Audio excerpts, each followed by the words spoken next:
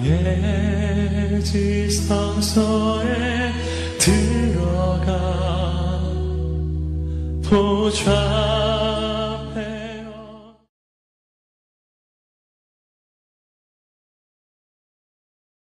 에 나오신 여러분 모두를 주님의 이름으로 축복하고 환영합니다. 하나님의 영이 여러분 가운데 충만하게 내주하는 축복의 한 날 되시기를 간절히 축원드립니다. 오늘부터 신약 성서의 마지막 책인 요한계시록 말씀을 묵상하겠는데요. 총 22장으로 기록된 이 요한계시록은 예수 그리스도께서 재림하실 때 어떤 일들이 일어날 것인가, 장차 미래에 일어날 그런 사건들을 보여주는 이 신약 성서의 유일한 그런 예언서 중에 하나입니다. 이 내용을 보게 되면 구원받은 성도의 입장에서 보게 되면 앞으로 그 영광의 자리에, 축복의 자리에 이르게 되는 그런 소망과, 그리고 우리에게 큰 기대를 가져다 주는 그런 은혜의 그런 말씀의 책임에 틀림이 없어요. 또 하나는 마지막까지 예수 그리스도를 구주로 영접하지 못하고 끝까지 사탄의 종로로 타다가 대적자로 그리고 사탄의 추종자로 머물게 되는 그들과 사탄이 결국은 하나님의 심판을 받게 되는 그런 안타까운 멸망과 심판에 관한 기록이 동시에 기록되어 있는 그런 말씀입니다. 그래서 현세와 내세를 잇는 그런 가교 역할을 하는 그런 생명의 말씀, 이 요한계시록인데, 이 헬라어 성경에 보게 되면 제목이 아포칼립시스 이오안노스 이렇게 표현했는데, 이오안노스라는 요한이라는 표현이에요. 그래서 영어에는 The Revelation of the Saint John, the Divine, 이래서 신적인 그런 경건한 하나님의 사람 요한의 계시라, 이렇게 이제 우리가 설명할 수가 있죠. 계시라고 하는 말의 본래 그 원어는 베일을 벗긴다는 거예요. 베일을 벗긴다는 거예요. 베일을 썼는데 누군지 모르잖아요. 근데 그 베일을 벗겨보면 그 안에 어떤 사람이 있는지 알게 되잖아요. 가리워진 것을 드러낸다. 이걸 계시라고 그러는데, 여러분들이 제가 짧게 말씀을 드리면 계시론을 알아야 돼. 계시론을. 계시는 요한계시록만 계시가 아니에요. 사람들이 그걸 잘 몰라서 마치 묵시문학만 계신 줄 알고 그 묵시문학을 하나님의 말씀에 가장 권위 있는 것으로 생각하고 그것을 가지고 이렇게 하나님의 세계를 논하니까 각종 사이비 이단들이 막 나오는 거예요. 그러니까 그것 자체가 건강하지 않은 거예요. 왜냐하면 계시론이 잘못되어 있기 때문에. 계시는 크게 말하면 두 가지 종류의 계시가 있는 거예요. 일반 계시 혹은 자연 계시라고 말해요. General Revelation이라는 거고, 또 하나는 특별 계시, Special Revelation이라는 거예요. 일반 계시, 자연 계시는 하나님이 만들어 놓은 이 모든 우주 만물을 통해서 하나님이 당신의 신성을, 로마서에도 나오죠, 다 드러내 보여주셨다. 그래서 하나님이 만들어 놓은 이 우주 만물을 통해서 우리 하나님 누구신지를 알게 되고, 하나님은 이 자연 만물을 통해서 당신을 계시하세요. 그래서 우리가 이 하나님 만들어 놓은 이 아름다운 자연의 세계를 통하여 하나님의 세계를 경험할 수 있어야 돼요. 영성이 깊어지면. 또 하나는 특별 계시인데, 특별 계시는 또 셋으로 나눠요. 하나는 성육화된 말씀, 바로 예수 그리스도 33년의 생애 자체가 특별 계시죠. 하나님이 누구신지를 다 드러내 보여준 거예요. 그렇죠? 또 하나는 기록된 말씀. 기록된 말씀은 성서죠. 이 성서 66권이 다 기록된 말씀이에요. 요한계시록만 기록된 말씀이 아니란 얘기예요. 할렐루야. 그런데 요한계시록만 가지고 무슨 마치 요한계시록이 엄청난 권위가 있는 것처럼 그렇게 하고, 다른 말씀들은 가볍게 여기거나 들여다보지도 않고 그렇게 한다 그러면 그 자체가 이미 건강한 거 아니죠. 66권 전체. 또 하나는 선포된 말씀. 하나님이 매 세대에 하나님의 사람들을 들으셔서 당신의 영을 부어주시고, 그리고 당신의 말씀을 해석하게 하셔서 선포하게 하시죠. 할렐루야. 이게 그 시대에 하나님이 들려주시는 하나님의 특별 계시의 사건이에요. 이런 것들을 우리가 종합적으로 판단해서 하나님 오늘 우리에게 주어지는 말씀의 의미가 무엇인가를 판단하는 게 이게 경전 해석학 또는 기독교 영성 해석학이 되는 거예요. 이게 조직 신학이 해야 하는 그런 신학적인 영역이. 그러니 이게 얼마나 방대합니까? 할렐루야. 그런데 편협하게 어떤 성경의 어느 책 또 어느 자구 어느 문구 그거 하나를 꺼내가지고 그걸 가지고 이렇게 해석을 하고 이것이 하나님의 뜻이 전부다인 것처럼 설명하면 그게 건강한 그런 기독교 영성이 아닌 거예요. 그래서 거기 사이비 이단이 나오는 거예요. 그래서 제가 어제 말했던 그런 교회들, 그런 목회자들이 나오는 거고 그런 사람들을 쫓아다니는 사람들이 나오는 거예요. 저는 여러분 말하기는 우리 갈릴리 교회 성도들은 건강한 신학적인 양식을 가지고 할렐루야 그리고 하나님의 말씀을 고루고루 통전적으로 여러분들이 이해하고 해석할 수 있는 그런 지혜가 있기를 간절히 바랍니다. 자, 오늘 요한계시록의 저자는 여러 차례 요한계시록 안에 보게 되면 요한이 자기 자신을 사도 요한이라고 기록이 돼 있잖아요. 그래서 다소 의견이 있긴 하지만은 요한이 여기서 말하는 요한이라는 이름이 한국에 김서방 찾는 것처럼 이렇게 많았단 말이에요. 그러니까 대체 누굴까 이렇게 생각할 수가 있는데 사도 요한으로 보는 것이 옳다고 봅니다.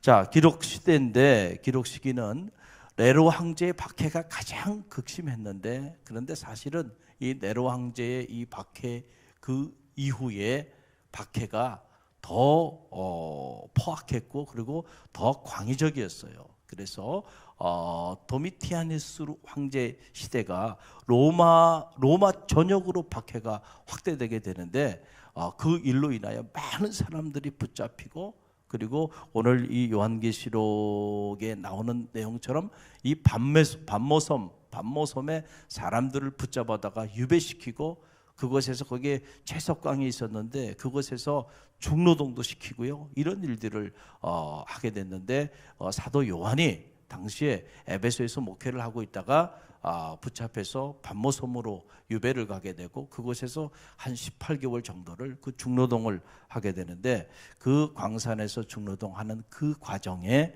하나님의 영이 임하여 말씀을 기록하게 된 할렐루야.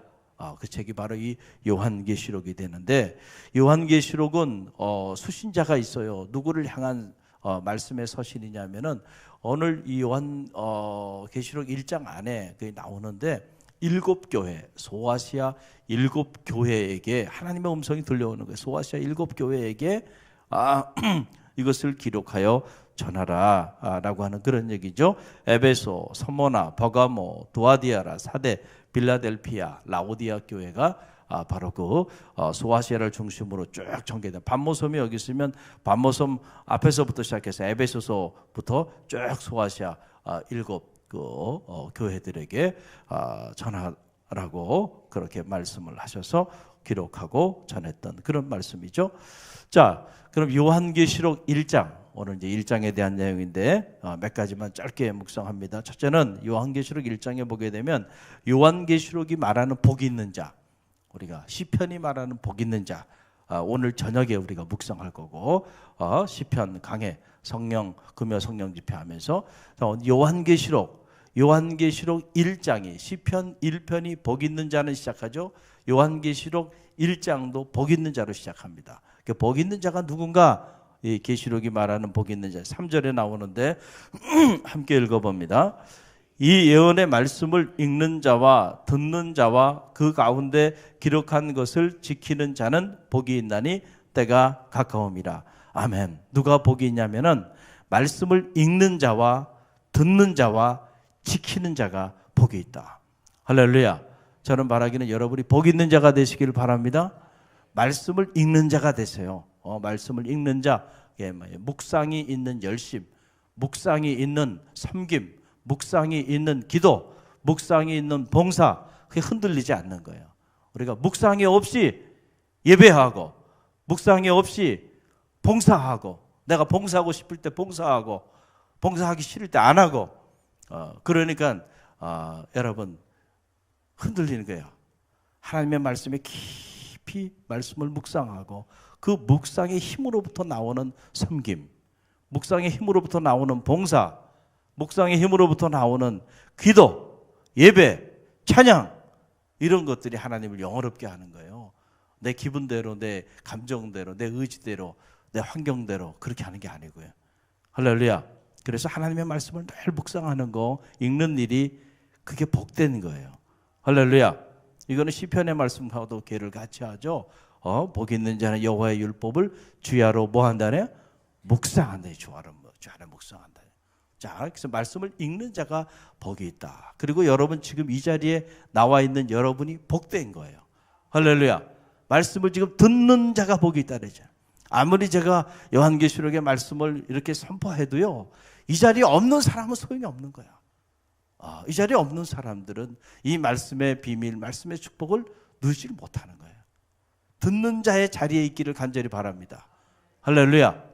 소리가 중요한데 어떤 소리를 듣고 사느냐가 참 중요해요. 우리는 하루를 살아도 수없이 많은 소리를 듣고 살아요. 사람의 소리, 세상의 소리, 문명의 소리가 우리의 마음을 빼앗기고 우리의 삶을 이끌어갑니다. 사람들 그 소리를 들어 따라 다니는 거예요. 소리를 따라 사는 거예요. 소리를 따라서. 하나님의 사람은 하나님의 소리를 따라 살아가는 사람들이 되시길 바랍니다. 할렐루야. 하나님의 소리가 여러분의 삶을 움직이는 기준이 되고 여러분의 삶을 움직이는 잣대가 되시길 바랍니다. 그래서 듣는 자가 복이 있다. 자, 그럼 말씀을 묵상하고 그리고 듣고 이걸로 끝나면 안 돼요. 그 소리 소말이라도 깨워야 보배라듯이. 자, 묵상했어요. 그리고 말씀을 들었어요. 그래서 하나님의 뜻이 무엇인지 깨달았으면 그 깨달은 대로 지켜 행해야 돼. 할렐루야. 그래 역사가 나타나요. 그게 복된 자예요. 그게 복된 자다. 그래서 이 세 가지. 자, 읽고 듣고 지키자. 따라해보세요. 시작. 읽고 듣고 지키자. 이거 세 가지. 이걸 해야 돼. 이걸. 그래야 여러분 능력 있는 그리스도인의 삶이 시작되는 거예요. 아무리 수없이 많은 말씀을 읽고 들어 안다 하더라도요, 행하지가 않아. 행함이 없어. 무익한 종이 될 수 있다. 악하고 게으른 종이 될 수 있다. 여러분 꼭 기억하시길 바랍니다. 행함이 없는 믿음은 죽은 믿음이다. 열매가 없는 삶은 이미 여러분 그 나무 자체가 생명을 잃어버린 것이다. 꼭 기억하시길 바랍니다.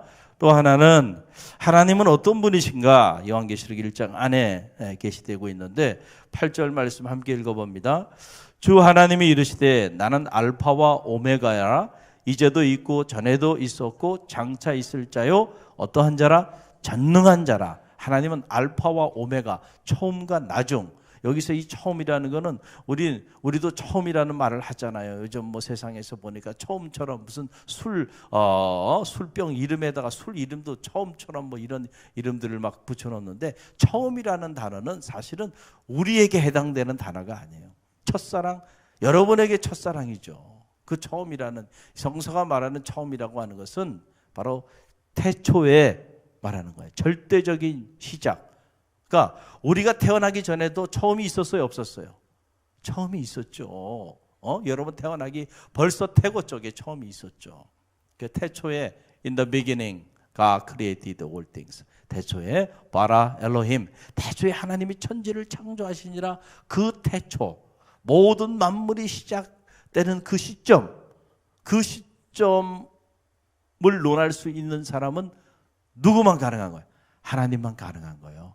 인간에게 해당하는 영역이 아니에요. 인간은 그 태초에 존재하지 않았기 때문에. 할렐루야. 우리는 태어나기 전에 하나님은 이미 그 태초에 계셨고 모든 만물의 시작을 명하시니까 하나님이에요. 그게 전능자예요. 그분만이 창조자가 되는 거죠. 나중이다. 나중은 언제예요? 우리의 나중은 나중에 10년 후, 20년 후에 나중인데, 그런 나중을 말하는 게 아니에요. 역사의 종말, 마지막 순간, 그때를 말하는 거죠. 자, 그때를 논할 수 있는 존재도 오직 누구밖에 없어요. 전능하신 하나님만이 가능한 거예요. 우리는 오늘 피었다 오늘 질 수도 있어요. 우리가 사라져도요, 역사의 마지막은 아직 도래하지 않았어요. 근데 하나님은 그렇게 시간의 관점에서 본다고 한다면 하나님은 그 태초에도 계시고, 그리고 지금도 계시고, 그리고 저 역사의 끝인 끝자락인 마지막에도 하나님은 현재로 현존하신다. 할렐루야. 그러니까 하나님과 우리는 비교가 돼요, 비교가 되지 않아요? 비교가 되지. 그 영겁에 그 무한한 시간대에 우리는 한순간도 되지 않는 시간 잠시 머물다 가는 거예요. 우리에게 있어서 시간은 그래서 과거와 현재와 미래로 나눠지는 거예요. 우리 인생엔 과거도 있고 현재도 있고 미래도 있어요. 그런데 그 짧은 시간이 눈 깜짝할 새에 지나가는 일각의 순간에 불과해요. 그러나 하나님에게는 과거도 없고 현재도 없고 미래도 없어요. 왜냐하면 하나님은 모든 시간에 현재로 현존하시니까. 그래서 과거 일의 현재, 현재 일의 현재, 미래 일의 현재. 어거스틴은 그렇게 본 거예요. 그래서 영원, 하나님의 시간은 영원이다. 할렐루야. 모든 시간대에 현재로 현존하시는 분. 할렐루야. 그래서 우리가 가보지 않은 미래도 하나님은 가겠어요. 여호와 이레의 하나님이 그 하나님이에요.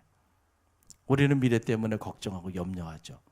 그렇지만 하나님은 그 미래에 이미 가셔서 우리의 모든 일을 예비하시고 우리를 찾아오시는 커밍 오브가 오시는 하나님.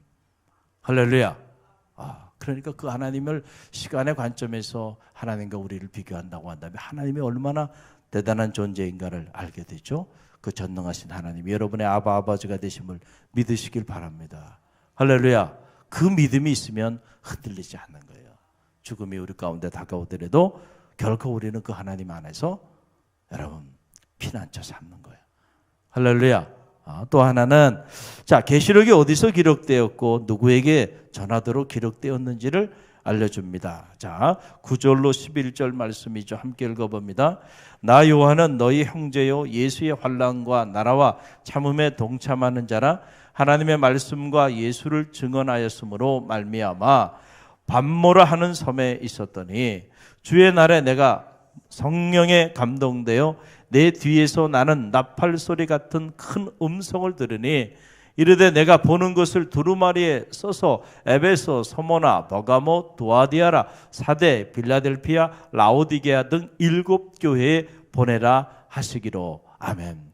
하나님의 말씀을요 너무 상상력을 동원해 가지고 있지도 않은 상상력을 끌어다가 해석하려고 하면 그때부터 문제가 되는 거예요. 말씀이 말씀을 해석하는 거예요. 할렐루야. 말씀이 기록된 대로 그리고 그 기록이 이해가 되지 않을 때 다른 말씀을 통하여 해석을 하고 또 신학적인 해석을 하게 되는 거지. 여러분 이 내용 안에 보게 되면 자, 저자가 나와요 안 나와요? 나오죠. 나 요한. 근데 자꾸 요한 아닌 다른 사람들이 저자가 아닐까? 자꾸 이런 생각들을 하면서 학자들 중에는 자꾸 이상한 이야기들을 하는 학자들이 있단 말이에요. 나 요한. 할렐루야. 자, 요한이 이제 하나님의 말씀과 예수를 증언하는 이 일로 인하여 박해를 받게 돼서 밤모섬에 지금 요배를 받아서 밤모섬에 있게 되었다. 자, 성경이 이렇게 기록하고 있죠. 그런데 주의 날에 내가 성령에 감동돼요. 하나님의 말씀은 뭐로 기록된 거예요? 사람이 기록했지만 그러나 성령의 감동을 받아 그 감동을 따라 사람이 기록한 거예요. 그러니까 이걸 잘 알아야 돼요. 어떤 사람들은 또 여기서 또 걸려 넘어지는 사람들이 많아. 사람이 기록하지 않았냐? 어떻게 이게 하나님의 말씀일 수 있겠느냐? 이런 얘기 하는데 여러분 보세요. 제가 분필을 가지고 여기다가 여러분들에게 뭘 가르치기 위해 가지고 뭘 쓴다고 생각해 봐요. 강의할 때. 그러면 이 분필이 내가 기록했다. 맞아요? 분필을 도구로 누가 기록한 거예요? 제가 기록한 거죠. 할렐루야. 사람을 도구로 누가 기록하신 거예요? 하나님이 기록한 거죠. 이해가 되세요? 이런 유치원 수준의 이런 상식적인 이런 것도 이해가 되질 않아가지고 여기 또 넘어가가지고 사람이 기록한 책을 가지고 무슨 하나님의 말씀이라고 말하느냐 이렇게 말하는 지성인들도 너무너무 많아요. 성령의 감동함을 받아 기록됐잖아요. 할렐루야. 그러니까 이 저자는 누구예요? 요한은 도구로 쓰인 거고 할렐루야. 하나님의 영이 그에게 이 마음에 하나님께서 계시를 주신 것이니까 원저자는 누구예요? 하나님이지. 이해가 되시죠? 할렐루야. 자, 그래서 성령의 감동함을 받아가지고 이제 음성을 들어서 내가 보는 것을 두루마리에 써서 기록하라 그래요. 당시에는 두루마리에 성서가 기록됐어요. 지금같이 이렇게 얇은 종이가 있어가지고 기록된 게 아니라 두루마리가 큰데 그 두루마리를 감아가지고요. 그 파피루스 두루마리 성경이 그렇게 기록됐단 말이에요. 근데 이제 그것이 이제 발전하면서 종이가 만들어지고 화폐술이 인쇄술이 발전하면서 지금처럼 이렇게 성경 전권을 여러분 이렇게 들고 다닐 수 있는 거 기적인 줄 믿으시기 바랍니다. 할렐루야. 성경 한 장을 두루마리 그 한 장을 그거를 쿰란 사본에서 꺼내가지고 그거에 원래 그 내용을 그대로 지금처럼 이렇게 번역하는데 30억 이상이 든다. 30억. 그 어마어마한 시간과 어마어마한 돈을 투자해가지고요. 이렇게 한 장 한 장 원본을 지금 이렇게 복원해가지고 말씀을 읽고 있는 거예요. 돈의 가치로 보더라도요. 엄청난 돈의 가치가 있는 말씀을 지금 여러분이 그냥 가볍게 성경을 들고 다니는 거예요. 할렐루야. 할렐루야. 이 소중한지를 알아야 되는 말씀의 소중함. 두루마리에 써서 누구에게 전하라 그랬어요. 오늘 나오잖아요. 오늘 11절에 보게 되니까 7교회가 나오죠. 함께 읽어봅니다. 에베소, 서보나, 버가모, 두아디아라, 사데, 빌라델피아, 라오디게아. 이렇게 7교회에게 전하라. 그래서 네 번째 보게 되면 이 7별과 7촛대가 등장하는데 이건 뭘 상징하느냐? 7별은 7교회의 사자고 그리고 7촛대는 7교회를 상징한다는 거예요. 그래서 20절 말씀 함께 읽어봅니다. 내가 본 것은 내 오른손의 7별의 비밀과 또 7금촛대라. 7별은 7교회의 사자요 7촛대는 7교회라. 자, 성경이 분명하게 얘기하고 있죠. 그런데 왜 자꾸 다른 얘기를 하면 안 돼? 무슨 칠성사이다 나오는 그 7개의 별을 얘기하는 게 아니란 말이에요. 할렐루야. 그래서 7교회 그리고 7별은 7사자 그리고 7촛대는 7교회를 말해. 그래서 사도 요한계시록의 2장부터 2장 3장에 이어지는 7교회에 관한 하나님의 말씀 그 7소아시아 7교회에 관한 하나님의 말씀으로 요한계시록이 시작이 돼요. 그래서 이제 내일부터 7교회에 어떤 메시지들을 전하여 줬는지 우리가 묵상하기를 원합니다. 할렐루야. 오늘 주신 말씀 여러분 가슴에 품고 우리가 함께 기도하기를 원합니다. 복 있는 자 여러분의 삶이 되시길 바랍니다. 그리고 하나님은 누구신가? 하나님은 알파 오메가가 되시고 전능하신 분이시다라는 사실을 꼭 기억하고 또 7교회에 행하신 하나님의 말씀을 들으면서 오늘 갈릴리 교회에 하나님은 어떤 말씀을 전하실까?